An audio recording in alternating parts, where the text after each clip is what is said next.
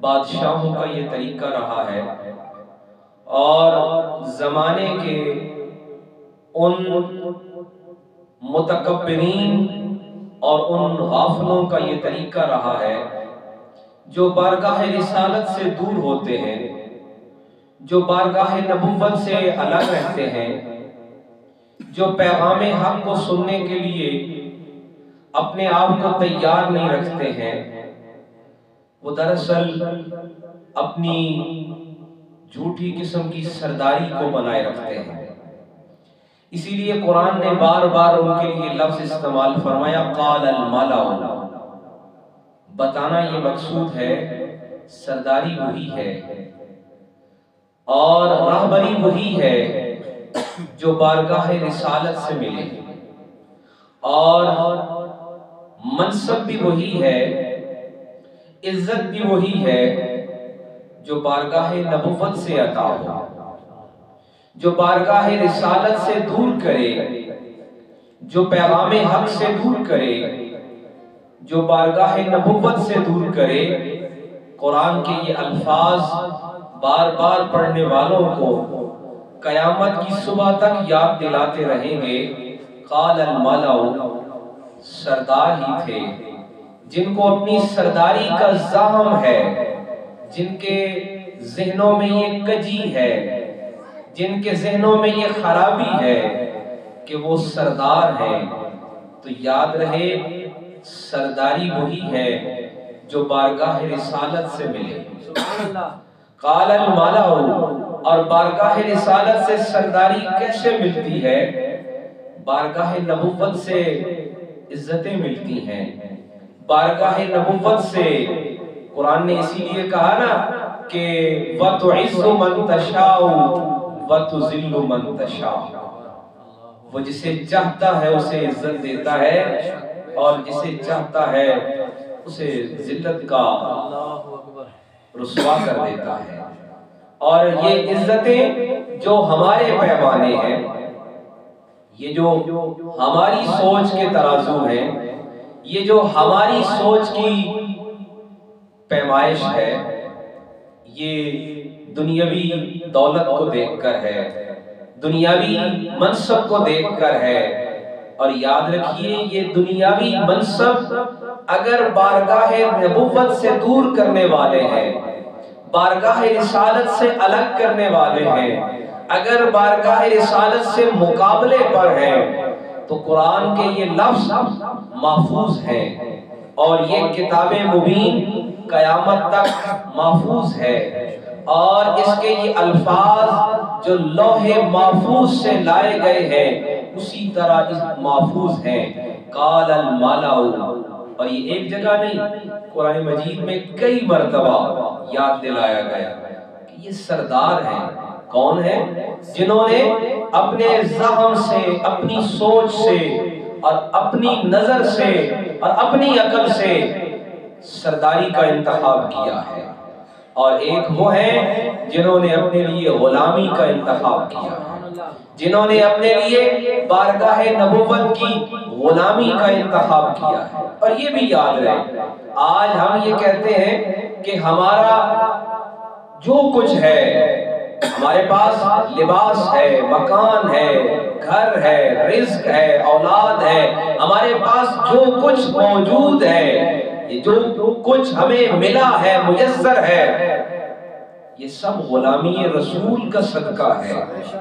لوگ سوال کرتے ہیں یہ کیسا ہے، اور بسا اوقات ایسا بھی ہوتا ہے کہ انسان اپنی عقل سے منسوب کر لیتا ہے۔ یہ بھی یاد رہے کہ انسان کو جب کوئی اچھائی ملتی ہے، قرآن مجید نے اس کو کئی مقام پر واضح کیا کہ انسان کو جب سہولت ملتی ہے، وہ سہولت صحت کی صورت میں ہے، وہ رزق کی صورت میں ہے، وہ نعمتوں کی صورت میں ہے، مکانات کی صورت میں ہے، لباس کی صورت میں ہے، کسی منصب کی صورت میں ہے، انسان اس کو اپنی عقل سے جوڑ لیتا ہے، یہ میں نے بنا لیا، یہ میں نے حاصل کر لیا۔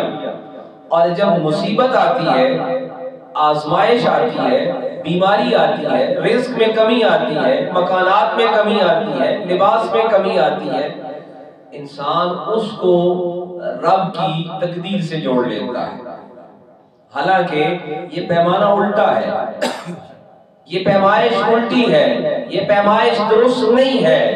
درست پیمائش یہ ہے کہ جب منصب ملے، جب نعمت ملے، جب رحمت ملے، جب برکت ملے، جب سہولت اور آسانی ملے، اس کو پروردگار کی عطا اور فضل سے جوڑ۔ اور جب آزمائش آئے، ابتلا آئے، مصیبت آئے، پریشانی اور تنگ دستی آئے، تلاش کر کہ وہ کوئی اپنے کسی عمل میں کوئی کمی ہے۔ قرآن مجید نے اسی لیے کہا نا کہ لَإِن شَكَرْتُمْ لَأَزِيدَنَّكُمْ، کہ تو شکر کر تمہیں اور زیادہ ملے گا۔ اب یہ میں بات اس طرف نکل گئی کہ زمانے کے بادشاہوں نے اپنی عقل سے اور اپنی بصیرت سے اور اپنے ذہن سے چند افراد کو اکٹھا کیا اور بارگاہ رسالت سے مقابلہ، قال الملأ من قوم فرعون، اور بارگاہ رسالت سے مقابلہ بتایا یہ جا رہا ہے کہ چاہے وہ بادشاہ ہو، چاہے وہ کوئی وزیر ہو، چاہے وہ کوئی امیر کبیر ہو، جو بارگاہ رسالت کے مقابلے پر ہے وہ خسارے کا شکار ہے، وہ نقصان کا شکار ہے، وہ گمراہی کا شکار ہے، وہ بربادی اور ذلت کا شکار ہے۔ قرآن کے یہ لفظ جوڑ رہے ہیں، قال الملأ من قوم فرعون، بادشاہ وقت نے اپنے ساتھ اکٹھے کیے ہوئے۔ اور یہ بھی یاد رہے، کلمہ حق کہنے والا تنہا رہتا ہے، چاہے وہ موسیٰ ہو، چاہے وہ ابراہیم ہو، چاہے وہ عیسیٰ ہو، چاہے وہ محمد عربی ہو، چاہے وہ حسین ہو، کلمہ حق کہنے والا کم ہوتے ہیں، تنہا رہتے ہیں۔ اور ان کے مقابلے پر کیا ہوتا ہے؟ قرآن کے الفاظ دیکھیے، قال الملأ من قوم فرعون، بادشاہ وقت نے قوم کے سرداروں کو اکٹھا کر لیا۔ عربی میں مالاون کہتے ہیں سرداروں کو، اور ایسے سرداروں کو کہ جو بڑی جگہ گھیریں۔ ایک معنی یہ ہوتا ہے کہ وہ جہاں بیٹھتے ہیں وہ جگہ بھری ہوئی نظر آتی ہے، یعنی وہ بظاہر ایسا کرتے ہیں کہ اپنے زعم سے مجلس کو بھر دیتے ہیں، دربار کو بھر دیتے ہیں، اور بادشاہ وقت خوش ہو جاتا ہے کہ میرے ساتھ بہت زیادہ لوگ ہیں، اور بہت زیادہ لوگوں کو ساتھ ملا کر وہ کلمہ حق کو روکنے کی کوشش کرتے ہیں۔ قرآن کہتا ہے قال الملأ من قوم فرعون ان ھذا لساحر علیم۔ اب حضرت موسیٰ کو جب کلمہ حق کہنے کا اذن ہوا، یاد رکھیے بندگان خدا اگر خاموش رہیں تو ان کی خاموشی میں بصیرت ہے، ان کی خاموشی میں حکمت ہے، اور اگر بندگان خدا بولیں تو ان کے بولنے میں حکمت ہے۔ اس لیے کہ بندہ خدا وہ ہے، بندہ مومن وہ ہے، بندہ حق وہ ہے، پروردگار کا منتخب کردہ وہ ہے جو اس کے اذن سے بولتا ہے، جو اس کے حکم سے بولتا ہے، جو امر الہی سے بولتا ہے۔ اسی لیے بندگان خدا کو حکم یہ ہے کہ اپنی زبان کا استعمال سوچ سمجھ کر کر۔ ہم دن بھر بولتے چلے جاتے ہیں اور بولنے کا پتہ ہی نہیں چلتا کہ ہم کیا کیا بول رہے ہیں۔ اور بندگان خدا کا طریقہ کیا ہے؟ وہ کم بولتے ہیں، اور کم بولتے ہیں اور بولنے سے پہلے تولتے ہیں، اس لیے کہ بندے کا بولا ہوا ایک ایک لفظ ظاہر ہے ہمارا ایمان ہے کہ وہ محفوظ کیا جا رہا ہے، لکھا جا رہا ہے، اور ہمیں خبر ہی نہیں ہے کہ ہم غیبت میں کتنا بولتے ہیں، ہم جھوٹ میں کتنا بولتے ہیں، چغلی میں اور فحش گوئی میں ہم کتنا بولتے ہیں۔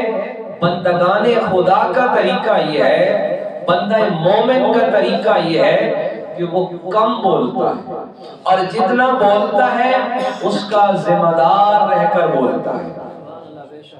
اسی لیے آقا کریم علیہ السلام کی حدیث مبارکہ میں بارہا بتایا گیا کہ کم الفاظ بولو۔ آقا کریم علیہ السلام نے خود اپنے بارے میں کیا بتایا کہ مجھے مختصر جملے دیے گئے۔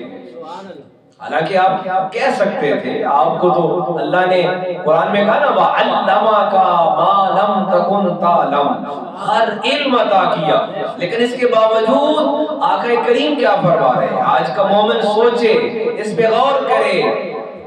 ہم یہ سمجھتے ہیں بندہ بڑا تیز ہے، بندہ بڑا ہوشیار ہے، کیا خوبی؟ بہت زیادہ بولتا ہے، کسی کو بولنے نہیں دیتا۔ حالانکہ یہ تو جاہل کا کام ہے، علم والے کا اور بندہ مومن کا یہ کام نہیں ہے۔ بندہ مومن کا کام یہ ہے کہ وہ کم بولتا ہے، اس لیے کہ اس کے سامنے تو اپنے آقا کریم کا یہ فرمان رہتا ہے کہ مجھے مختصر جملے دیے گئے، مجھے مختصر جملے دیے گئے۔ اور یہ بھی ایک بڑی خوبی ہے کہ بندہ مومن کم لفظوں میں بڑی بات کہتا ہے۔ طویل بات کرنا اور لمبی بحث کرنا یہ جاہلوں کا کام ہے، اور بندہ مومن کا کام کیا ہے کہ وہ کم بولتا ہے اور بولنے سے پہلے تولتا ہے، اور پھر اپنی ہر بولی ہوئی بات پر، اپنے ہر جملے پر ذمہ دار رہتا ہے۔ اس لیے کہ ہمارا ایمان یہ ہے کہ ہمارے ساتھ فرشتہ موجود ہے جو ہمارے اعمال کو اور ہمارے اقوال کو، ہماری باتوں کو، ہر چیز کو لکھ رہا ہے۔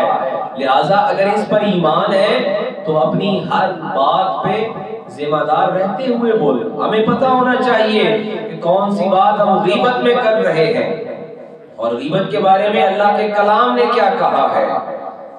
اللہ کے کلام نے کہا کہ ان ھذا لمیت مکرتموہ، کہ کیا تم یہ پسند کرتے ہو کہ تمہیں تمہارے مردہ بھائی کا گوشت کھلایا جائے؟ ہمیں خبر ہی نہیں ہے، اور غیبت اور بہتان کا فرق بھی نہیں پتا ہے۔ یہ بھی بڑا ایک اہم ہے۔ غیبت تو یہ ہے کہ کسی میں کوئی خرابی پائی جائے، کسی میں کوئی عیب ہر انسان میں موجود ہے، کوئی انسان عیب سے مبرہ نہیں ہے، یہ تو انبیاء کی ذات ہے۔ کسی کے عیب کو اس کی غیر موجودگی میں کسی اور سے ڈسکس کرنا، یہ غیبت میں ہے۔ اور بہتان کیا ہے کہ اس میں وہ عیب ہے ہی نہیں، وہ برائی ہے ہی نہیں، اور اس کی غیر موجودگی میں کسی اور سے اس کا وہ عمل یا وہ بات منسوب کرنا جو اس میں پائی نہیں جاتی، یہ گناہ کبیرہ ہے۔ اور ہمیں دن بھر پتہ ہی نہیں چلتا کہ ہم کیا بولتے چلے جاتے ہیں۔ غیبت کہاں ختم ہوئی اور بہتان کہاں سے شروع ہوا، اور چغلی کہاں پہنچ گئی، اور جھوٹ کہاں تک ہم لے گئے، اور مبالغہ آرائی اور فحش میں ہم کہاں پہنچ گئے۔ رب فرماتا ہے بندگان خدا کا طریقہ یہ ہے کہ وہ امر الہی سے بولتے ہیں، وہ اذن الہی سے بولتے ہیں۔ وہ حضرت بابا فرید کی بات آ جائے گی نا، ہم وہاں سے نکل نہیں سکتے ہیں ان بزرگوں کی باتوں سے، کیونکہ وہ تول کر بولے ہیں، بولنے سے پہلے انہوں نے تولا ہے۔ وہ حضرت بابا فرید کا ایک مشہور واقعہ ہے، وہ سنانا مقصود نہیں ہے۔ تو کسی نے کہا کہ جی آپ پڑھتے ہیں لفظ اللہ، تو اس کا بڑا اثر ہو جاتا ہے، پانی میٹھا ہو جاتا ہے، تاثیر بدل جاتی ہے، ہم پڑھ پڑھ کے تسبیحاں کچھ نہیں ہوتا۔ فرق یہ ہے، انہوں نے کہا کہ زبان دیکھو، زبان دیکھو، ہماری زبان صاف نہیں ہو سکی۔ اور مومن کے لیے پتہ ہے قرآن نے کیا کہا؟ وَقُولُوا لِلنَّاسِ حُسْنًا۔ کتنا پیارا سبق مومن کے لیے قرآن نے دیا، اللہ کے کلام نے دیا، کہ مومن وہ ہے جس کی بات بہت خوبصورت ہے، اس کی بات بڑی خوبصورت ہے۔ اور آقا کریم علیہ السلام نے کیا فرمایا؟ حدیث مبارکہ بخاری ترمذی میں موجود ہے کہ مومن وہ ہے جس کی زبان سے دوسروں کو خیر ملتا ہے۔ اب ظاہر ہے خیر کہاں سے ملے گا؟ غیبت نہیں ہوگی، چغلی نہیں ہوگی، بہتان نہیں ہوگا، جھوٹ نہیں ہوگا، اور ہماری بات میں سے یہ نکل جائے تو پیچھے بات ہے ہی کوئی۔ ہماری بات تو صبح سے لے کے شام تک ہے کیا؟ غیبت ہے یا کسی کے بارے میں بہتان ہے یا چغلی ہے یا جھوٹ مبالغہ آرائی ہے، انہی پہ مبنی ہے۔ اور آقا کریم علیہ السلام فرماتے ہیں مومن وہ ہے جس کی زبان سے دوسروں کو خیر ملتا ہے۔ اگر ہم صرف اتنا سوچ لیں کہ ہمارے بولنے سے کسی کی بھلائی کیا ہوگی تو میرا خیال ہے ہمارے دن بھر کی آدھے سے زیادہ باتیں ختم ہو جاتی ہیں۔ باتیں ہوتی کیا ہیں؟ غیبت ہوتی ہے، بہتان ہوتا ہے، چغلی ہوتی ہے، جھوٹ ہوتا ہے، مبالغہ آرائی ہوتی ہے۔ عزیز مکرم میں آج کچھ اور بات کر رہا تھا کہ بندہ خدا کو کلمہ حق کے لیے چن لیا جاتا ہے، اور کلمہ حق کے لیے کب چنا جاتا ہے؟ جب پہلے اس کی زبان اس قابل ہو جاتی ہے۔ ظاہر ہے اب ہماری زبان پہ کلمہ حق کہاں سے آئے؟ دن بھر جھوٹ جو ہے، چغلی جو ہے، غیبت جو ہے، بہتان جو ہے، فحش گوئی ہے، لغو ہے، گالی گلوچ ہے، اور خدا جانے کیا کیا ہے۔ رب فرماتا ہے ہم اپنے بندوں کو اپنی آواز کے لیے چن لیتے ہیں، اور جن کو چن لیا جاتا ہے ان کی آواز بہت اونچی بھی نہیں ہوتی۔ ایک یہ بھی یاد رکھیے، آقا کریم علیہ السلام کے بیان کی جو خوبیاں صحابہ کرام نے ہمیں بتائی نا، ام المومنین حضرت سیدہ عائشہ رضی اللہ عنہا کی ایک مشہور حدیث مبارکہ ہے کہ آقا کریم علیہ السلام کیسے گفتگو کرتے ہیں، اتنی آواز میں کہ سننے والے بیزار نہ ہو۔ کچھ لوگوں کو یہ لگتا ہے کہ ہم بہت اونچا بولیں گے تو پتہ چلے گا ہم بڑے اچھے ہیں، ایسا ہرگز نہیں۔ ہمارے سامنے آقا کریم علیہ السلام کی عادت مبارکہ سب سے بہترین مثال ہے، اور ام المومنین کیا فرماتی ہیں؟ مومنوں کی ماں سیدہ عائشہ رضی اللہ عنہا فرماتی ہیں کہ آقا کریم کا بیان ایسا ہے کہ سننے والوں کی سماعت پر بیزاری نہیں آتی، اور دوسری بات یہ کہ ایسے ٹھہر کر بولتے ہیں کہ سننے والا لفظ گن سکتا ہے۔ قربان جائیے اس کلام پر، اس گفتگو پر، اس بیان پر جس نے پتھروں جیسے دلوں کو موم کر دیا، جس نے عرب کے ان سنگ دلوں کو موم کر دیا، نرم کر دیا، اور جس نے زمانے بھر کے بیانوں پر اپنا بیان حاوی کر دیا۔ وہ بیان نہ تو اونچا ہے، یعنی بہت اونچی آواز بھی نہیں ہے، بہت تیز بھی نہیں ہے، یعنی تیز بولنا بھی نہیں ہے، اور ٹھہر کر بولنا ہے، اور اس میں مبالغہ آرائی بھی نہیں ہے۔ اور جس طرح آقا کریم علیہ السلام خود حدیث مبارکہ کے لفظ ہیں، آقا کریم فرماتے ہیں مجھے مختصر جملے دیے گئے، طویل گفتگو نہیں ہے، کوئی طویل خطبہ بھی نہیں، بڑی لمبی بحثیں بھی نہیں، مختصر باتیں۔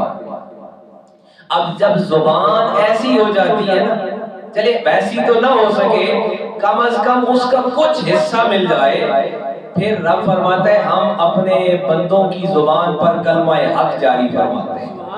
اور جب کلمہ حق میسر آتا ہے پھر ہوتا کیا ہے کہ زمانے کے بادشاہوں کے سامنے، اور بادشاہ بھی کیسے، آج وہ بادشاہ بھی نہیں ہے، وہ بادشاہ جو اپنے نظام میں اپنے عقل سے وہ یہ کہتے ہیں کہ ہم معاذ اللہ خدا بنے ہوئے، مخلوق خدا کو اپنے سامنے جھکانے پر تلے ہوئے ہیں۔ رب فرماتا ہے پھر بندگان خدا کی زبان کلمہ حق بن جاتی ہے، اور اس پر ایسا کلمہ حق جاری ہوتا ہے کہ وہ بادشاہوں کو نہیں، صرف ایک بادشاہ نہیں بلکہ قرآن مجید کی آیت کے الفاظ دیکھیے، قال الملأ من قوم فرعون، بادشاہ صرف اکیلا نہیں بلکہ اپنی قوم کے سارے سرداروں کے ساتھ ہے۔ اور جیسے میں نے پہلے عرض کیا کہ یہ قرآن نے بار بار بادشاہ اور سرداری کو کیوں دہرایا؟ اس لیے کہ جو بارگاہ رسالت کے مقابلے پر ہے، جو بارگاہ نبوت سے الگ ہے، جو رسولوں کے سامنے مقابلے پر اترا ہے، اس نے اپنے عقل سے خود کو بادشاہ بنایا ہوا ہے اور اپنے ساتھ والوں کو سردار بنایا ہوا ہے۔ رب کا کلام یہ بتانا چاہتا ہے کہ بادشاہی بھی کچھ نہیں ہے، چاہے فرعون جیسا ہی کیوں نہ ہو، بادشاہی بھی کچھ نہیں ہے اور سرداری بھی کچھ نہیں ہے اگر وہ رسول کے مقابلے پر ہے۔ نہ سرداری ہے نہ بادشاہی ہے، بلکہ وہ ذلت و خواری ہے۔ اور بادشاہی کون سی ہے؟ سنیے، جناب سیدنا عمر بن الخطاب رضی اللہ عنہ ایک مرتبہ خطبہ ارشاد فرما رہے ہیں، خطبہ حج ارشاد فرما رہے ہیں، آپ کے سامنے ہزاروں کی تعداد میں اہل ایمان، ظاہر ہے خطبہ حج ہے، مومن ہے، اور وہ سارے صف بصف ہیں اور سارے ادب احترام سے کھڑے ہیں۔ تو حضرت سیدنا امیر المومنین عمر بن الخطاب رضی اللہ عنہ رونے لگے۔ لوگوں نے بعد میں پوچھا کہ خطبے کے دوران آپ کیوں رو رہے تھے؟ آپ فرماتے ہیں مجھے سمجھ آئی کہ میرے آقا نے کیسی سرداری دی ہے۔ میں نے پہلے عرض کیا نا کہ ہم کہتے ہیں کہ ہمارے پاس منصب بھی، عزت بھی، علم بھی، دولت بھی، مکان بھی، صحت بھی، لباس بھی، سب غلامی رسول کا صدقہ ہے۔ لوگ کہتے ہیں یہ کوئی عقل کی بات تو نہیں ہے نا جی، آپ نے اپنے عقل سے بنایا ہوا ہے۔ ہم کہتے ہیں عقل بھی غلامی رسول سے ملا ہے، غلامی رسول سے ملا ہے، اور اس کی سند کیا ہے، اس کی اتھارٹی کیا ہے؟ آئیے سنتے ہیں حضرت سیدنا امیر المومنین، خلیفہ رسول، نائب رسول حضرت عمر بن الخطاب رضی اللہ عنہ فرماتے ہیں، میرے رونے کا سبب پوچھنے والوں میں تمہیں بتاتا ہوں، میں قریش کے سرداروں کا بیٹا تھا، زمانے کے جو قریش کے سردار ہیں میں ان کا بیٹا تھا۔ مجھے میرا باپ چند اونٹ دیتا، یہ چرا لو، ظاہر ہے پیشہ یہی تھا۔ وہ چند اونٹ میرے سے قطار میں اکٹھے نہیں ہو پاتے تھے۔ آج میں رو اس لیے رہا تھا کہ محمد عربی کی غلامی نے ایسی سرداری دی ہے، بارگاہ نبوت کی غلامی نے ایسی رہبری دی ہے۔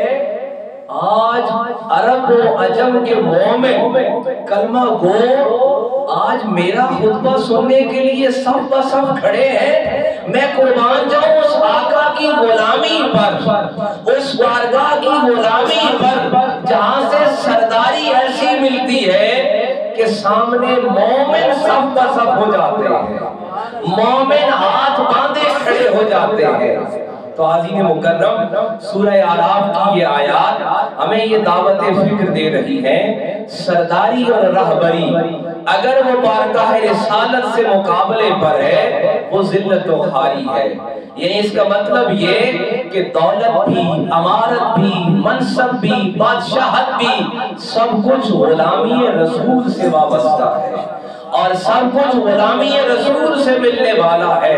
الہ العالمین کی بارگاہ میں اس دعا کے ساتھ پروردگار عالم غلامی رسول کی یہ نسبت، اسی پر ہمارا خاتمہ بالخیر فرمائے۔